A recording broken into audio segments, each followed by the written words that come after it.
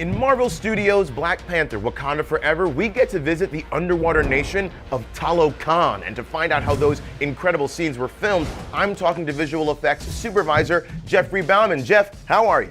I'm very well, Langston. Thanks for having me. Appreciate it. Great to have you. Now, I heard that for the underwater scenes in the film, you actually shot underwater. Now, why did the team choose to take on that challenge? One of the most important things in Ryan Coogler's storytelling is the authenticity of where characters come from. And I think part of that here is combining an underwater world with a culture that we can all relate to. Early on, Ryan had made it clear that he wanted to shoot as much as possible underwater.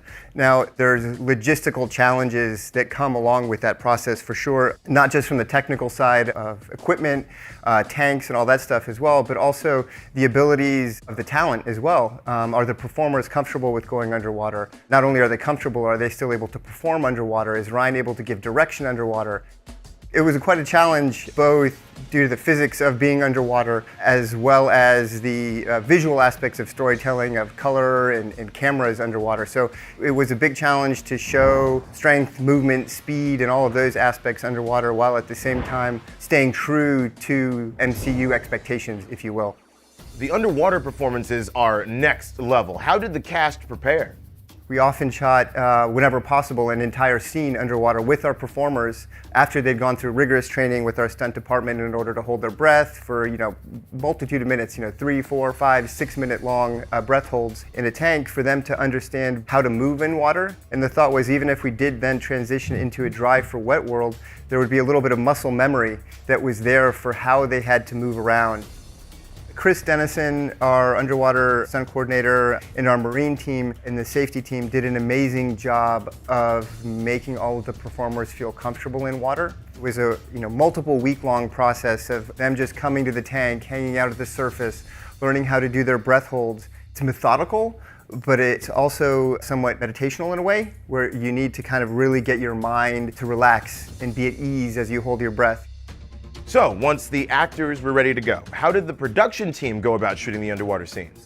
We did the previs ahead of time to try to figure out what the angles that Ryan wanted, and then we would try to take the performers through each of their scenes with a small set piece that was kind of the center of the story, and shoot that. And then that would be assembled, and then we would often then go back into a dry for wet world and then repeat the same process, knowing what it looked like in the wet for wet world. The performers were aware of how they moved, but the dry for wet world then allowed both Ryan and Autumn, our DP, to light it the way they wanted.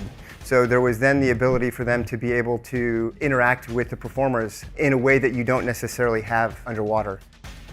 When Namor tells the Talokan that they're going to go attack Wakanda, the dry for wet world was his throne room, and it was essentially a backing that the art department had built, knowing that we probably had to replace a bunch of the set, costumes, etc. So with so many visual complexities of water, how did the team apply visual effects to create the underwater look of these scenes? We needed a baseline for us to understand what water looked like. It's a place that some of us are familiar with, but in the depths of the sea, it's still a very unfamiliar world for most of us.